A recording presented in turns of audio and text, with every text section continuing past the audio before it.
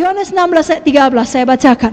Apabila ia datang, yaitu roh kebenaran, ia akan memimpin kamu dalam seluruh kebenaran. Sebab ia tidak berkata-kata dari dirinya sendiri, tapi segala sesuatu yang didengarnya itulah yang dikatakannya, dan ia akan memberitakan kepadamu hal-hal yang akan datang. Oh, luar biasa.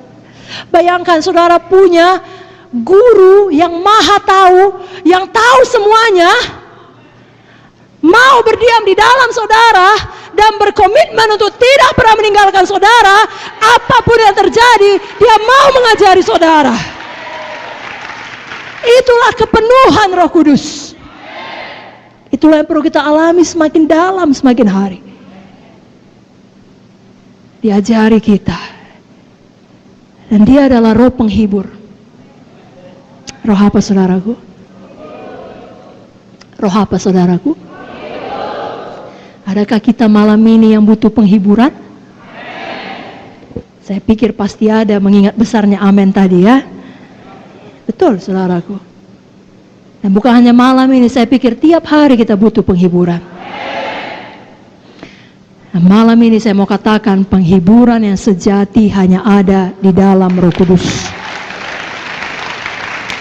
Sebabnya kalau hati saudara berat, datang pada Roh Kudus. Bicara pada Roh Kudus, dia ada di dalam saudara. Saya bacakan ayatnya, Yohanes 16 ayat 7. Yohanes 15 ayat 26, Yohanes 14 ayat 26. Saya mulai dari Yohanes 16 ayat 7. Namun benar yang kukatakan ini kepadamu adalah lebih berguna bagi kamu jika aku pergi. Sebab jikalau aku tidak pergi, penghibur itu tidak akan datang kepadamu. Tapi jikalau aku pergi, aku akan mengutus dia kepadamu. Yohanes 15:26. Jikalau penghibur yang akan kutus dari Bapa datang, yaitu roh kebenaran yang keluar dari Bapa, ia akan bersaksi tentang aku. Yohanes 14:26. Tetapi penghibur, semua berkata tetapi penghibur, yaitu Roh Kudus yang akan diutus oleh Bapa dalam namaku, dialah yang akan mengajarkan segala sesuatu kepadamu dan akan mengingatkan, semua berkata mengingatkan saya akan semua yang telah kukatakan kepadamu. Dia ingatkan firman yang pernah saudara baca. Dia ingatkan firman yang pernah diajarkan kepada saudara. Dia ingatkan firman yang saudara dengarkan seperti malam ini dan hari-hari sebelumnya sebelum hari ini. Dia ingatkan firman Tuhan. Bagaimana mungkin saudara tidak terhibur? Karena dia mengingatkan kita akan Tuhan Yesus dan akan firman Tuhan. Betapa kasih Tuhan bagi kita baru tiap hari. Betapa kasih Tuhan bagi kita kekal untuk selama-lamanya. Dia ingatkan saya dan saudara adalah manusia roh yang suatu hari akan pulang ke sorga.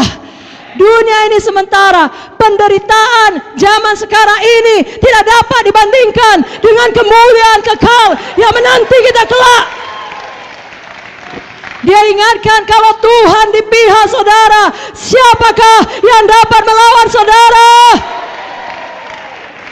Roh Kudus menghibur, Roh Kudus mengingatkan. Roh Kudus mengingatkan, Roma 8:39, tidak ada yang dapat memisahkan saudara dengan kasih Kristus. 7 kali orang benar jatuh, tapi ia bangkit kembali. Walau orang benar itu jatuh, dia tidak tergeletak, sebab Tuhan menopang tangannya. Kemalangan orang benar banyak, tapi Tuhan melepaskan dia dari semuanya itu. Dia ingatkan itu pada waktu masa kesusahan saudara, pada waktu saudara sendirian di rumah sakit, pada waktu saudara harus ke pengadilan untuk menghadapi orang yang mengancam saudara, pada waktu saudara meneteskan air mata dan tidak ada seorang pun yang melihatnya. Roh Kudus ada di sana, dia di dalam saudara, dia menghibur saudara, dia tidak pernah meninggalkan saudara, dan dia ingatkan firman Tuhan kepada saudara. Alamilah kepenuhan Roh Kudus saudaraku. Malam ini hauslah satu persekutuan yang intim dengan dia, yang benar-benar dipenuhkan di dalam dia, sehingga kita bangkit dari keterpurukan apapun masalah kita, dan kita menjadi bukti, pemberi bukti bagi dunia ini Bahwasanya walaupun kita sudah jatuh, sudah ditekan, sudah hancur, kita naik kembali. Kita bangun kembali. Kita bangkit kembali. Kita hidup menang, bahkan lebih dari pemenang. Kita perlu Roh Kudus untuk membuat kita menang menghadapi pencobaan. Menang menghadapi masalah. Menang menghadapi tragedi-tragedi kehidupan. Saudaraku, hanya karena kita pelayan, hanya karena kita PKS atau PSE, bukan berarti kita eksklusif dari tragedi. Bukan berarti kita eksklusif dari semua masalah. Tragedi menimpa siapa saja, orang fasik dan orang benar. Tapi orang fasik tidak punya Roh Kudus menyertai dia. Orang benar memiliki Roh Kudus di tengah tragedi.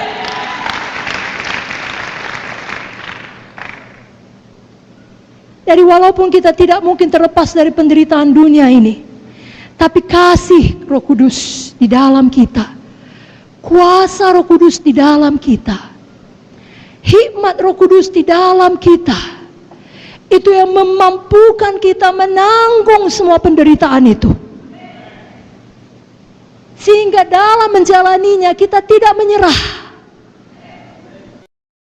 Kita tahu akan tiba tanggal kadaluarsanya. Lalu kita dimampukan untuk setia. Bahkan lebih daripada itu, kita tidak kehilangan damai kita. Kita tidak kehilangan pujian dari mulut kita. Kita tidak kehilangan sukacita kita. Dan paling penting, kita tidak kehilangan iman kita.